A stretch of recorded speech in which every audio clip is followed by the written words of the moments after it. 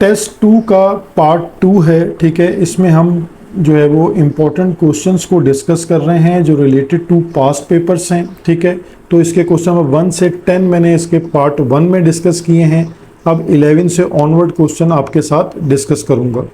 Question number 11 है, find the equation of circle containing points. अब देखिए हमारे पास यहाँ कंटेनिंग पॉइंट्स हैं 2 और जो आपके पास सर्किल है वो टचिंग एक्स एक्सिस है, ठीक है। अब इसके हमारे पास स्टेप्स क्या बनते हैं कि हम पहले जर्नल इक्वेशन लिखेंगे। जर्नल इक्वेशन में हम अपना पहला पॉइंट पुट करेंगे तो हमारे पास एक इक्वेशन जनरेट हो जाएगी, ठीक है। सिमिलर स्टेप के साथ आप स्टेप 3 पे आ जाएंगे, नेक्स्ट पॉइंट पुट करेंगे तो आपको नेक्स्ट इक्वेशन मिल जाएगी। उसके बाद आपके पास जो सर्किल टचेस एक्स एक्सिस की कंडीशन है, इसको अंडरस्टैंड कीजिए कि एक सर्किल एक्स एक्सिस को जब टच करता है तो इट मीन्स कि ये जो उसका रेडियस है, जिसको ये मैं अब हाईलाइट कर रहा हूँ आपके पास, ठीक है, ये रेडियस है इसका। तो ये r इक्वल टू -f या r इक्वल टू f, क्योंकि ये डिस्टेंस वर्टिकल डिस्टेंस है और इसको f से आप रिप्रेजेंट कर सकते हैं। तो ये कंडीशन आपको याद करनी है कि अगर आपके पास सर्किल टचेस एक्स एक्सिस है तो r इक्वल टू f है, और इसी का ऑपोजिट अगर ये y एक्सिस होता, y एक्सिस को टच करेगी लाइन, ठीक है, तो हम इस डिस्टेंस को g से रिप्रेजेंट करेंगे। तो r इक्वल टू f की कंडीशन में आपको r का फॉर्मूला याद होगा रेडियस का। अब आप r की जगह जब f को रिप्लेस कर देंगे, then squaring on both side करेंगे तो आपको एक नेक्स्ट इक्वेशन मिल जाएगी 4। अब आपके पास 3 इक्वेशंस हैं, इन तीनों इक्वेशंस को आपने 1 to 1 सॉल्व करना है, यानी सॉल्व करना है इक्वेशन नंबर 2, 3 एंड 4 को। तो आपको यहाँ से सबसे पहले g की वैल्यू मिल जाएगी, ठीक है। हमें ये तीनों तरह की वैल्यूज चाहिए, g, f और c। तो g की क्योंकि 2 वैल्यूज मिलेंगी तो इस तरह आपके पास c की भी 2 वैल्यूज आएंगी और f की भी 2 वैल्यूज आ जाएंगी। तो जब आप g और ये वाली फर्स्ट आपके पास वैल्यूज हैं, जब आप ये वाली वैल्यूज पुट करेंगे तो एक आपके पास इक्वेशन ऑफ सर्किल आ जाएगी, और जब आप ये वाली वैल्यूज पुट करेंगे तो दूसरी रिक्वायर्ड इक्वेशन ऑफ सर्किल आपको मिल जाएगी। तो ये 2 आपकी रिक्वायर्ड इक्वेशन ऑफ सर्किल हैं जो इस क्वेश्चन में पूछी गई हैं। अब देखिए इसी तरह एक सवाल है question number 12, find the equation of circle passing through. अब आपके पास जो है वो एक पॉइंट है 3, -4, ठीक है, और ये पॉइंट हमारे पास, ये हमने यहाँ सर्किल पे लेबल भी कर लिया है। And is concentric with the circle. Concentric का मतलब होता है कि 2 सर्किल और उनका सेंटर जो है वो सेम है, और हमारे पास जो है वो उस कॉन्सेंट्रिक सर्किल की इक्वेशन गिवन है। इट मीन्स अगर मैं इससे सेंटर निकाल लूँ तो मेरे रिक्वायर्ड सर्किल का सेंटर भी सेम होगा, क्योंकि कॉन्सेंट्रिक का जो वर्ड है ये इसी कंडीशन को रिप्रेजेंट करता है। तो अब आपके पास देखिए हमारे पास जो इसका सेंटर है, जब हम कंपेयर करेंगे अपनी जो हमारे पास सर्किल की इक्वेशन गिवन है इसको जर्नल इक्वेशन के साथ, तो हमें हमारे पास जो सेंटर के पॉइंट्स हैं वो मिल जाएंगे, ठीक है। अब वो सेंटर के पॉइंट्स जो भी बन जाएंगे यहाँ पर, उसको देखते हुए अब आपने देखिए एक और स्टेप क्या करना होगा। वो स्टेप ये होता है कि आपको रेडियस कैसे फाइंड आउट करना है। अब सेंटर के जो पॉइंट्स हैं, ठीक है, इससे आप P तक का जो डिस्टेंस है वो फाइंड आउट करेंगे, यानी सेंटर से लेकर C से लेकर P तक का जो डिस्टेंस है ये रिप्रेजेंट करता है रेडियस को। इसको आप जहन में रखें, ये आपके पास रेडियस है। तो अगर आप डिस्टेंस फार्मूला यूज करें, ठीक है, और डिस्टेंस फार्मूला में ये दोनों पॉइंट्स, सेंटर के पॉइंट्स और P पॉइंट्स जो आपके पास गिवन है, इन्हें पुट कर लें तो आपके पास रेडियस आ जाता है 6, ठीक है। और इसके बाद देखें थर्ड स्टेप में क्या बनता है कि since circle is concentric with the given circle, the centre of required circle will be 3, -4। Centre हमें पता है, रेडियस पता है, तो स्टैंडर्ड फॉर्म आप यूज़ कीजिए, ठीक है, और स्टैंडर्ड फॉर्म में वैल्यूज़ को पुट करें, यानी सेंटर के पॉइंट्स और रेडियस की वैल्यू को पुट कर दें तो आपके पास रिक्वायर्ड इक्वेशन ऑफ सर्किल आपको मिल जाएगी।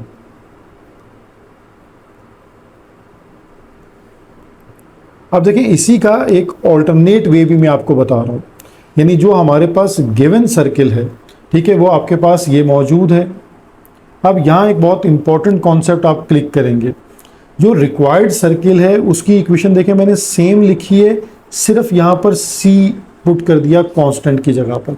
इसका मतलब क्या हुआ कि जब कॉन्सेंट्रिक सर्किल आपके पास गिवन होंगे तो पूरी इक्वेशन एज इट इज आएगी, क्योंकि सेंटर तो उसका सेम है, सिर्फ कांस्टेंट नंबर चेंज होगा दोनों के अंदर। यानी एक ऑब्जेक्टिव वाला माइंड भी आपका क्लियर हो जाएगा कि अगर मैं दो इक्वेशन ऑफ सर्किल आपको दूं एग्जैक्ट सेम, सिर्फ उनका कांस्टेंट चेंज है, तो इट मीन्स कि वो कॉन्सेंट्रिक हैं। अब यहाँ पर जो मेरे पास गिवन पॉइंट था -3, -4, ठीक है, ये वाला पॉइंट जो है वो -3, -4 है।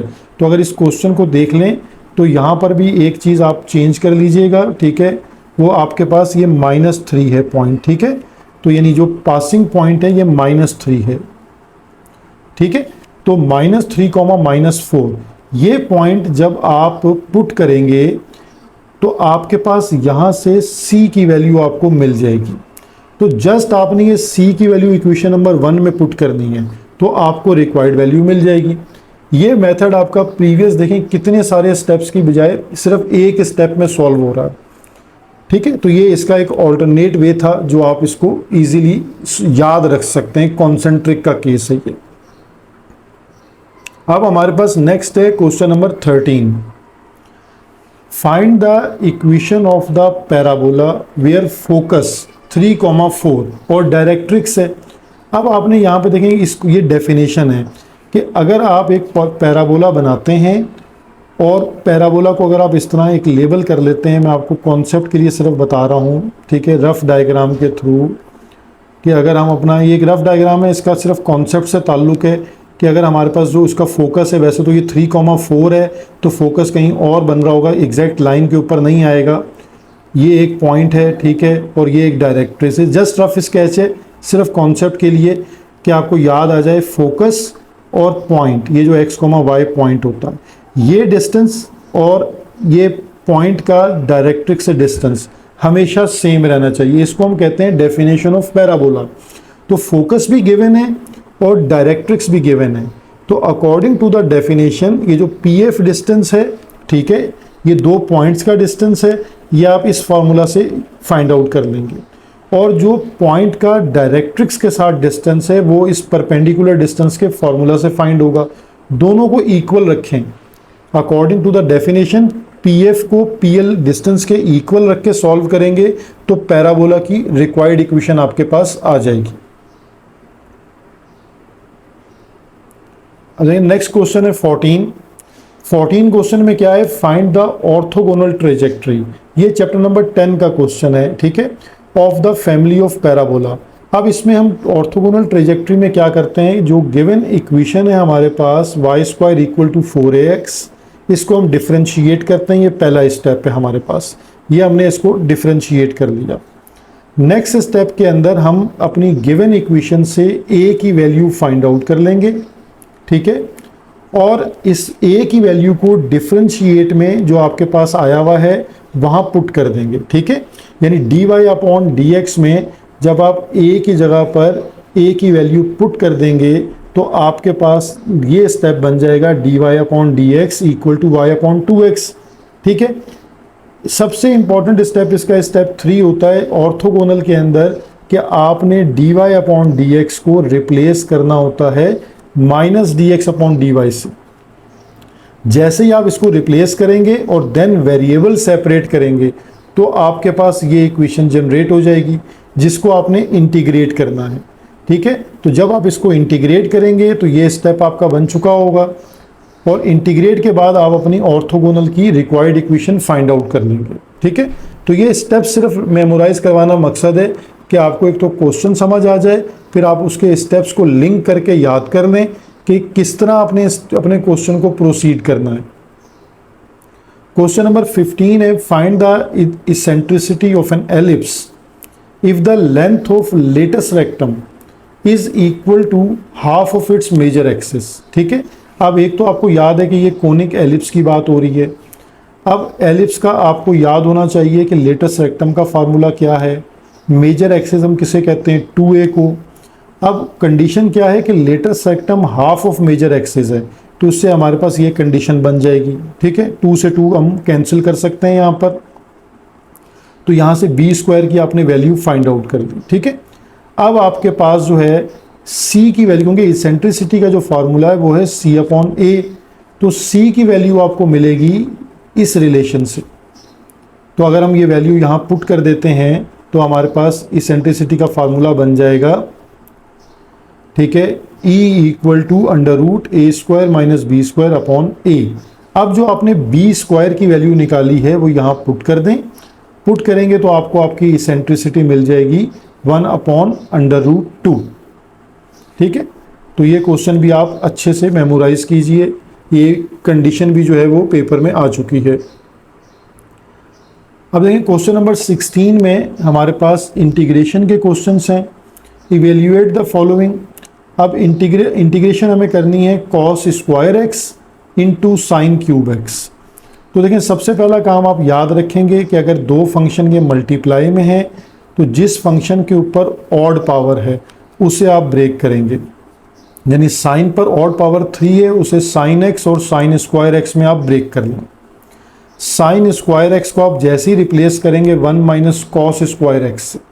ठीक है, तो देन इंटीग्रेशन सेपरेट हो जाएगी, जिसको स्प्लिट कहते हैं। इंटीग्रेशन स्प्लिट होगी तो आपके पास जो है वो इजीली क्वेश्चन इंटीग्रेट हो जाएगा।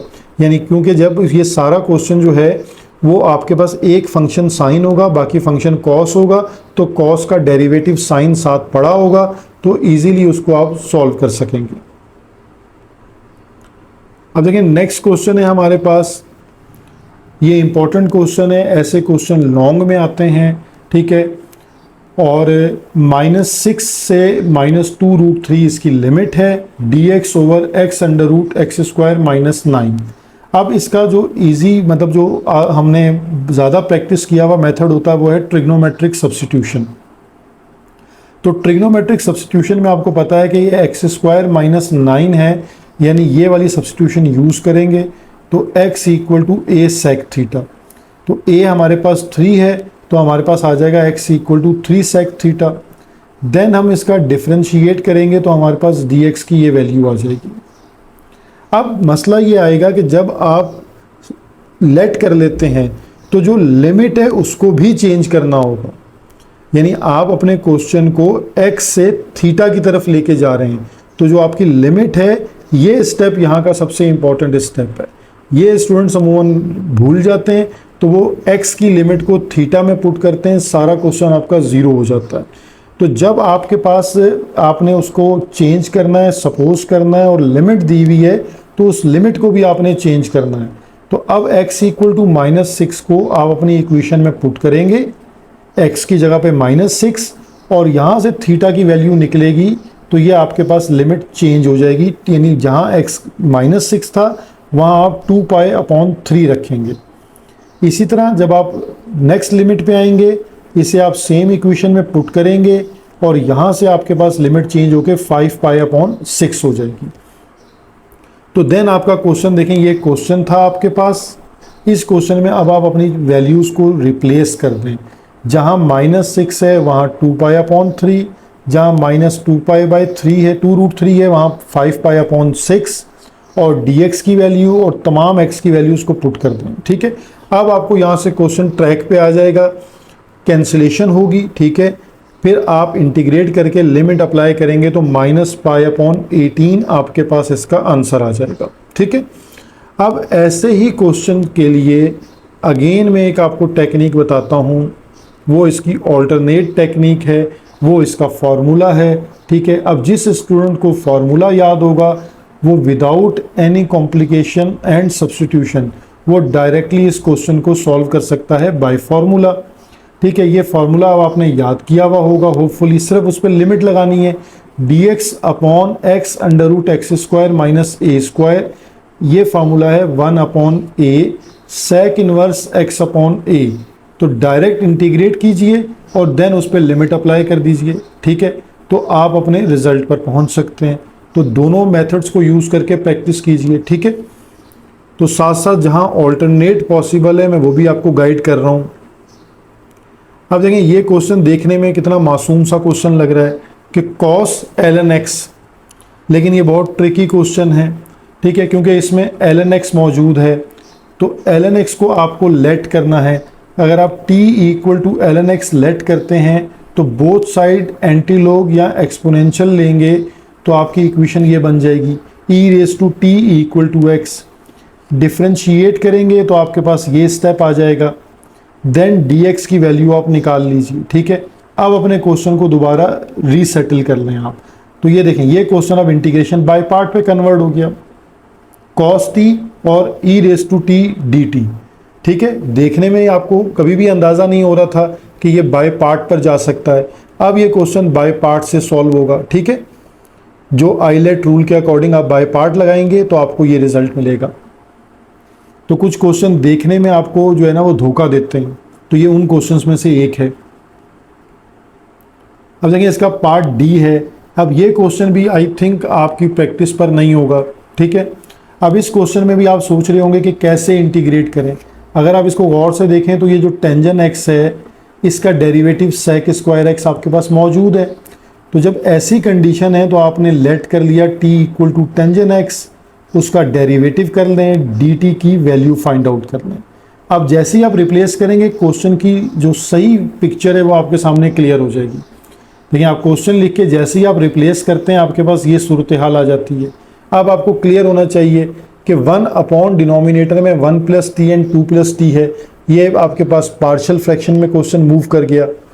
तो अब आपको पहले पार्शियल फ्रैक्शन सॉल्व करनी है इसकी, जहाँ से आप जब इसको पार्शियल फ्रैक्शन से सॉल्व करेंगे देन इसको आप इंटीग्रेट करेंगे तो आपके पास रिजल्ट इसका बनेगा ln 1 plus tangent X upon 2 plus tangent X plus C, ठीक है। तो ये क्वेश्चंस बहुत ट्रिकी क्वेश्चंस हैं जो प्रीवियस पास्ट पेपर से गैदर किए हुए हैं। तो आपने जब आप प्रैक्टिस कर ली है तो फिर इसके बाद इन क्वेश्चंस को टारगेट करना है, देन होपफुली आप अपने पेपर को 100% करने के काबिल होंगे। क्वेश्चन नंबर 17 है, टेलर सीरीज से क्वेश्चन को सॉल्व करना है। टेलर सीरीज बहुत इजी मेथड है। आपके पास जो फंक्शन गिवन है उसको आपने जो गिवन वैल्यू है उस पर टेस्ट कर लिया, ठीक है। देन उसको फर्स्ट डेरिवेटिव आपने जो है उसको डिफ्रेंशिएट किया, देन उसको टेस्ट करके वैल्यू निकाल लें। फिर सेकंड डिफ्रेंशिएट है, देन उसकी वैल्यू निकाल लें। इस तरह हम फोर्थ डेरिवेटिव तक जाते हैं। ये हमने थर्ड डेरिवेटिव की वैल्यू निकाल ली, फिर ये फोर्थ डेरिवेटिव कर लिया और उसकी वैल्यू निकाल ली। अब आपको सिर्फ टेलर सीरीज़ याद होनी चाहिए। टेलर सीरीज़ के अंदर वैल्यूज़ को पुट करेंगे तो आपका क्वेश्चन कंप्लीट हो जाएगा। क्वेश्चन नंबर 18 है, फाइंड द एंगल बिटवीन, ठीक है। ये एक आपके पास होमोजीनियस इक्वेशन है, इसको आप अपनी जो है वो जर्नल इक्वेशन के साथ कंपेयर कर लें जिससे आपके पास ए, एच और बी की वैल्यू आ जाए। अब आपको सिर्फ होमोजीनियस इक्वेशन का फॉर्मूला याद होना चाहिए कि आपने उसकी वैल्यूज़ जो है वो पुट करके कैसे एंगल निकालना है। तो ये आपके पास फॉर्मूला है, ठीक है, ये याद रखें और इसके थ्रू ए, एच और बी की वैल्यूज़ पुट करेंगे तो आपको डिज़ायर एंगल मिल जाएगा। क्वेश्चन नंबर 19 है, find the equation of the line through the intersection. अब इन दोनों का देखेंगे, जो ये लॉन्ग का क्वेश्चन है और इन दोनों के इंटरसेक्शन से लाइन गुजरती है और इस थर्ड लाइन के परपेंडिकुलर है। तो आपके पास 3 लाइंस गिवन है, मैंने उसको डायग्राम से भी बता दिया। जो रिक्वायर्ड लाइन है वो रेड कलर की लाइन है जो इन 2 ब्लैक लाइन के इंटरसेक्शन से गुजरती है, ठीक है, ये इंटरसेक्शन से गुजर रही है और इस ब्लू कलर की लाइन L3 के परपेंडिकुलर है। तो आपने L1 और L2 को साइमल्टेनियसली सॉल्व करना है, ठीक है। तो उससे हमारे पास पॉइंट ऑफ इंटरसेक्शन आ जाएगा -1, -1। फिर आपने स्लोप ऑफ L3 निकालना है, ठीक है। वो आपके पास फार्मूला आपको याद है -a/b, ठीक है। तो इससे आपके पास 3/5 जो है वो M3 का स्लोप आ गया। तो रिक्वायर्ड लाइन का स्लोप, क्योंकि required line perpendicular to L3 है तो इसके लिए आपने परपेंडिकुलर की कंडीशन यूज़ करनी है। तो रिक्वायर्ड लाइन का स्लोप अगर m है तो m इक्वल टू -1/M3। तो यहाँ से आपको रिक्वायर्ड लाइन का स्लोप भी मिल गया। पासिंग पॉइंट जो है वो पॉइंट ऑफ इंटरसेक्शन है। By using slope point form आप अपनी इक्वेशन जनरेट कर सकते हैं, ठीक है। इसी के लिए, इसी क्वेश्चन को सॉल्व करने के लिए स्टूडेंट के मेथड भी यूज़ कर सकते हैं, ठीक है। जिन्होंने अब जिस तरह प्रैक्टिस की हुई है वो उस तरह इस क्वेश्चन की प्रैक्टिस करें। देखिए क्वेश्चन नंबर 20 है, find the eccentricity, foci, vertices, directrix of hyperbola. तो हाइपरबोला की जो गिवन इक्वेशन है इसे ट्रांसफॉर्म कीजिए पहले तो स्टैंडर्ड फॉर्म में, देन इसे इसकी स्टैंडर्ड फॉर्म के साथ कंपेयर करें ताकि ए स्क्वायर और बी स्क्वायर की वैल्यूज़ आ जाएं। इसेंट्रिसिटी का फार्मूला आपको पता है, E equal to C upon A, और C की वैल्यू इस गिवन रिलेशन से आप निकाल लेंगे। इसेंट्रिसिटी के बाद वर्टाइसेस हैं, ये अलोंग आपके पास एक्स एक्सिस है, तो वर्टाइसेस की ये कंडीशन है क्योंकि इसका जो सेंटर है वो 0 0 है। वर्टाइसेस के बाद फोकाई की कंडीशन है, वो आपको याद रहेगी कि C,0 और -C,0, और लास्ट में डायरेक्ट्रिक्स का फार्मूला है x equal to plus minus a upon E. तो ये चारों चीज़ें आपकी रिकॉल हो गई कि हाइपरबोला में आपने क्वेश्चन को कैसे सॉल्व करना है। अगेन एक क्वेश्चन है, ये यूनिट 11 से क्वेश्चन है, ठीक है, पार्शियल डिफरेंशिएशन, और ये अब आपकी ज़्यादा प्रैक्टिस पर होगा क्योंकि ये सिलेक्टिव 3-4 क्वेश्चंस हैं, ठीक है। अब देखें इस क्वेश्चन में भी ये लॉन्ग का क्वेश्चन है, आपके पास जो गिवन फंक्शन है आप उसको सपोज ये जो गिवन है 1, इसमें सेक इनवर्स को आपने शिफ्ट कर देना है, ये पहला स्टेप होता है आपके पास। फिर आप x को x लैम्डा से रिप्लेस करते हैं, y को y लैम्डा से रिप्लेस करते हैं क्योंकि आपको इसकी डिग्री फाइंड आउट करनी है, तो यहाँ इसकी डिग्री आ जाती है 2। देन जो आपके पास फंक्शन है इसको आप with respect to x differentiate करते हैं, with respect to y differentiate करते हैं, और देन यूलर थ्योरम में पुट कर देंगे। तो जैसे ही आप इसको यूलर थ्योरम में पुट करेंगे तो आपका क्वेश्चन वेरीफाई हो जाएगा। तो ये स्टेप्स बताने का मकसद ये है कि पेपर में आपने इन स्टेप्स के साथ जाना है, ठीक है। स्टेप्स को कम करने की नीड नहीं है क्योंकि आपके नंबर आपके रूब्रिक्स पे डिपेंड करते हैं, स्टेप्स पे डिपेंड करते हैं। अब हमारे पास जो क्वेश्चन है वो रेगुलर फाल्सी का क्वेश्चन है, question number 22। Use regular falsi method to find a root. एक आपके पास इक्वेशन गिवन है और इंटरवल भी गिवन है, 3 इटरेशन पर आपको जाना है। तो देखिए हम इसमें पहला स्टेप ये करते हैं कि जो फंक्शन गिवन है और हमारे पास इंटरवल की वैल्यूज़ गिवन है, हम इसका जो बेसिक प्रिंसिपल है वो टेस्ट करते हैं। हम 2 और 3 को पुट करेंगे, ये देखिए ऑपोजिट साइन आ रहे हैं, ठीक है। बेसिक प्रिंसिपल ट्रू है, इसका मतलब है रूट्स इस इंटरवल में लाई करते हैं। इसके बाद आप तीनों इटरेशन स्टार्ट करेंगे। फार्मूला आप ये वाला भी यूज़ कर सकते हैं, ठीक है, और बुक का फार्मूला भी यूज़ कर सकते हैं। दोनों फार्मूले यूज़ कर सकते हैं, दोनों का सेम पर्पस मकसद है, मैं बता चुका हूँ। तो इससे 3 इटरेशन की वैल्यूज़ को आप फाइंड आउट करेंगे। अगेन क्वेश्चन नंबर 23 है इसी यूनिट 12 से, ठीक है, न्यूमेरिकल मेथड से। सिम्पसन रूल है और इसका जो सब इंटरवल है वो n इक्वल टू 6 हमारे पास है, ठीक है। तो देखिए हमारे पास जो पहला स्टेप है उसमें तो हम वैल्यूज़ को चेक करते हैं कि a, b और n की वैल्यूज़ क्या हैं। हम डेल्टा x को फाइंड आउट करते हैं, वो आ गया 1/6। फिर हम फंक्शन की वैल्यूज़ फाइंड आउट करके सिम्पसन 1/3 रूल में वैल्यूज़ को पुट कर देते हैं, ठीक है। तो यहाँ से आपके पास आपका रिजल्ट आ जाएगा 1.7183। तो होपफुली आपको ये मेथड या मेथडोलॉजी पसंद आएगी।